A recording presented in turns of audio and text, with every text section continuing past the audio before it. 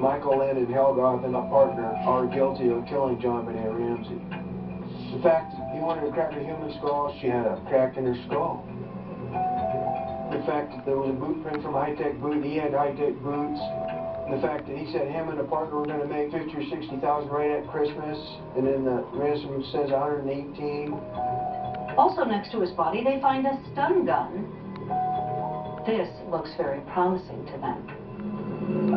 While the Boulder police don't seem to consider Helgoth a viable suspect, District Attorney Investigator Lou Smith thinks that Helgoth may be the intruder he's been looking for. Lou Smith believed that Helgoth and his business partner entered into the home and tried to abduct John Benet Ramsey for the ransom. The stun gun is used, but things go horribly wrong, and she's accidentally killed. As Smith continues to study Helgoth's case, he begins to wonder about the circumstances surrounding his death. There was a picture taken of a pillowcase that had a bullet hole through the pillowcase. Now think about this. This guy lives by himself. Why would he care who hears a bullet going out of a gun? They discover that Helgoth is right-handed. The shot that took his life came from the left.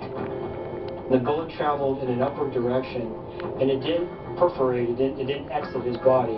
It simply stayed lodged in his body. That doesn't sound like suicide, that sounds like a murder. Well, basically, I think somebody was in the house and shot Mike on that night and exited. So the question is, why? Why would somebody want Michael Helgoth dead?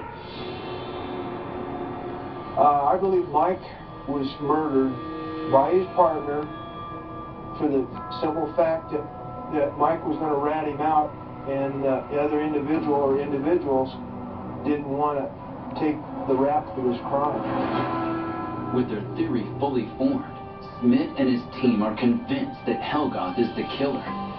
But police think the evidence is lacking. Despite this tantalizing suspect, police say his DNA didn't match.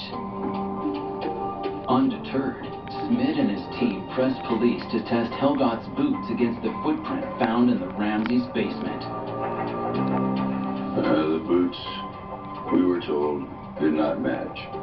Consequently, we tried to find out why, and we never could get any answer from the Boulder Police Department. And they would not give me a reason that it didn't match. They just kept saying, well, it doesn't match. It doesn't match. Unfortunately, we had a very poor working relationship with the Boulder Police Department.